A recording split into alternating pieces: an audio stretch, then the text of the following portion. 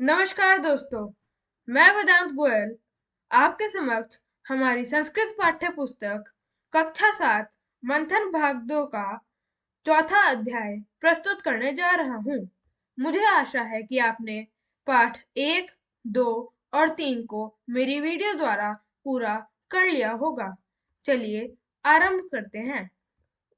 पाठ 4 अति लोभो न कर्तव्यः।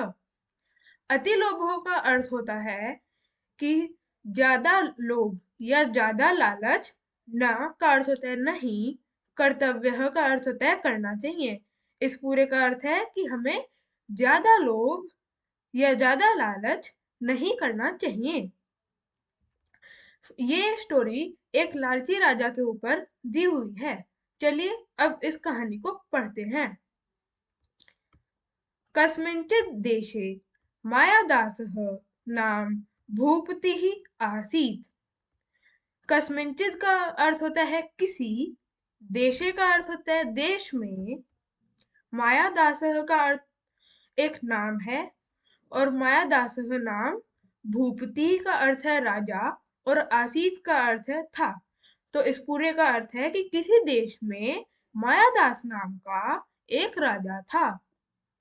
फिर सह अति लोभी आसीत।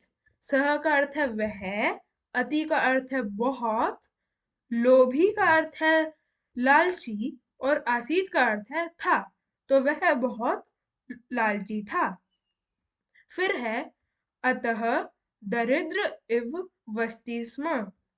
वह लालची था इसलिए, अतः का अर्थ है इसलिए, दरिद्र का अर्थ है गरीब, इव का अर्थ है की तरह, वस्ती का अर्थ है रहता और स्म का अर्थ है था। तो इसलिए वह गरीब की तरह रहता था। वह अपने धन को ज्यादा प्रयोग नहीं करता था। एकदा कोऽपि मुनिः तस्य प्रसादम् आगच्छत्।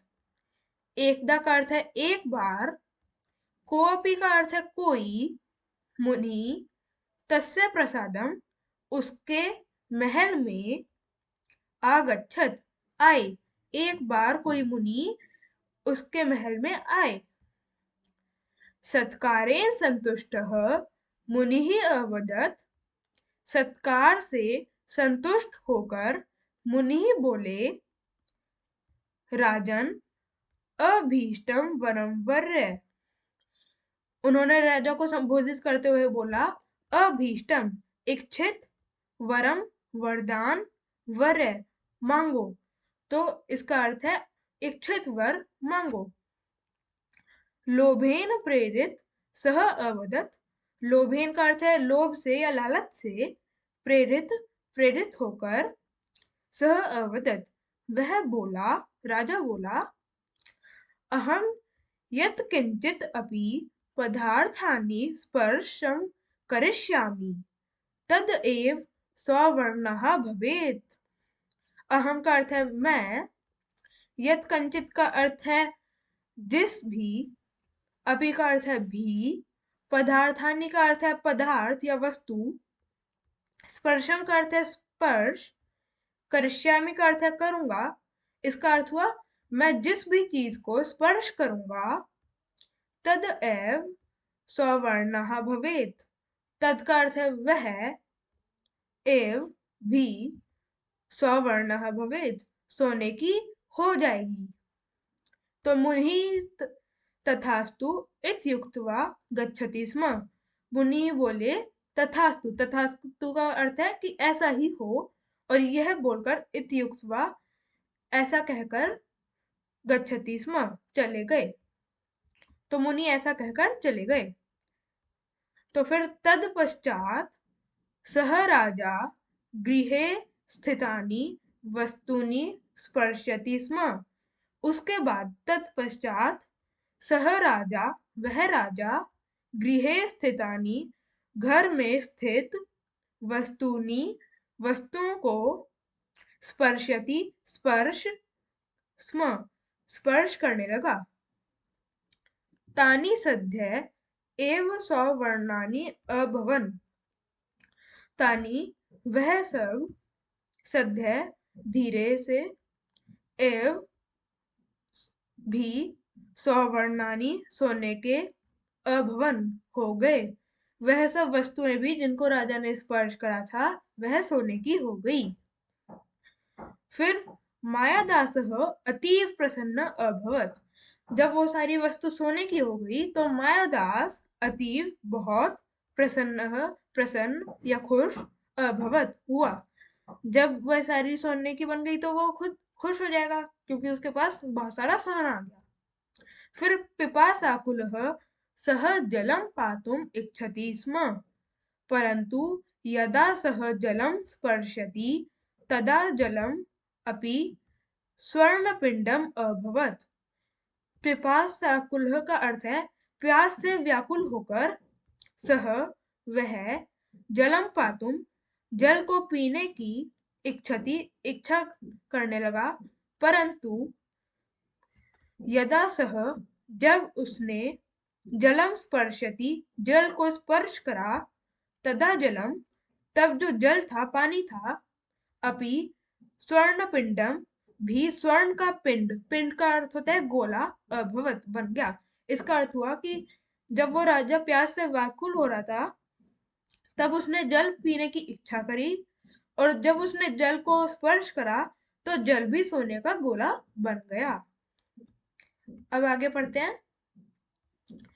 तदैव अवसरे तब ही अवसर पर तस्य पुत्री उसकी पुत्री पुष्पाणी आदाय पुष्पाणी लेकर, पुष्पाणी का अर्थ होता है पुष्प लेकर, फूल लेकर, तत्र आगता वहां आ गई। स राजा वह राजा तानी पुष्पाणी उन पुष्पों को अस्पर्शत छुआ, उस राजा ने उन पुष्पों को या फूलों को स्पर्श किया। तानी अपि स्वर्णानी अभवन वह भी स्वर्णानी स्वर्ण के अभवन हो गए। फिर दुखितः पुत्रीं मायादासेन अंगके उपवेश्यति स्म। तो फिर जब उसकी बेटी के लाए गए फूल स्वर्ण के हो गए तो वह दुखी हो गया, तो उसने अपनी पुत्री को मायादास ने अपनी गोद में उपवेश्यति स्म बैठा लिया। जब उसने अपनी बेटी को अपनी गोद में बैठाया तो परमहंस परंतु हाय, हंस एक एक्सप्रेशन है हाय का, जैसे हिंदी में हाय कहते हैं वैसे ही संस्कृत में हंस। तो फिर सा अपि स्वर्णमयी जाता, सा होता है वह स्त्रीलिंग में और अपि का अर्थ होता है भी, स्वर्णमयी स्वर्ण की जाता हो गई, तो उसकी बेटी भी स्वर्ण की हो गई। मायादासः अतीव दुखी अभवत, मायादास अतीव का अर्थ है बहुत, दुखी, अभवत हुआ। उच्चये च व्यल्पत, उच्चये का अर्थ होता है बहुत तेज आवाज में, वह रोने लगा, विलाप करने लगा। फिर आगे बढ़ते हैं अगले पेज पर। तस्मिन् एव क्षणे मुनिः राज्ञः पुरतः प्रत्यक्षः अभवत्। तस्मिन् तब एव तब ही क्षण में मुनि ही जो मुनि थे जिन्होंने वरदान दिया था वह राजा के पुरतः सामने प्रत्यक्ष प्रकट अभवत हुए। जैसे ही उसकी बेटी सोने की बन गई उसी क्षण जो मुनि ने आशीर्वाद दिया था, वरदान दिया था, वो राजा के प्रत्यक्ष हो गए, उनके सामने प्रकट हो गए। फिर मायादासः तम निवेदत, मायादास ने उनसे निवेदन करा, महर्षे कृपया दत्तम वरम निर्वर्तयतु। तो फिर निवेदन ये करा कि महर्षि कृपया दत्तम वरम जो आपने वरदान दिया था, निर्वयतु वो वापस ले लीजिए। तो फिर मुनि ही अवदत, जो मुनि तो वो बोले, चिंता माँ कुरु, चिंता माँ का अर्थ होता है कि नहीं, कुरु का अर्थ होता है करो, तो चिंता मत करो। उद्यानात जलम आन्य, उद्यानात का अर्थ होता है उद्यान से या बगीचे से, जलम जल, आन्य लाओ, तो उद्यान से जल लाओ या बगीचे से जल लाओ। तेन जलेन सिक्तानि वस्तुनि पूर्वस्था प्रापस्यन्ति, तो तेन वह जलेन, वो उस जल को, सिक्तानी वस्तुनि जो वस्तु सोने की हो गई, पूर्व अवस्था प्रापस्यन्ति उसको, पानी को उन वस्तुओं पे डालो जिनको जो सोना बन गई थी, उनकी पूर्व अवस्था को प्राप्त कराने के लिए। जैसे उसकी बेटी सोने की बन गई थी, तो उसको वापस बेटी बनाने के लिए, लिविंग बनाने के लिए उस पानी को अपनी बेटी पे या जिस भी चीज को सोना बनाया उस पे डाल दो। तो इत युक्त्वा स अदृश्यम अभवत, तो यह कहकर जो वो मुनि थे, स अदृश्यम, अदृश्य हो गए या गायब हो गए। चकितः मायादासः, जो मायादास था वो चकित हो गया। और तथैव कृतः, तथैव का मतलब ऐसा ही, कृतः करा। फिर स्वर्णी वस्तुनि स्वाम प्रकृतिम प्राप्ता, फिर जब उसने ऐसा ही करा, पानी डाला, तो वो स्वर्ण की वस्तु स्वयं अपने आप प्रकृति प्राप्ता, जो अपना पहला रूप था वो ही उन्होंने प्राप्त करा।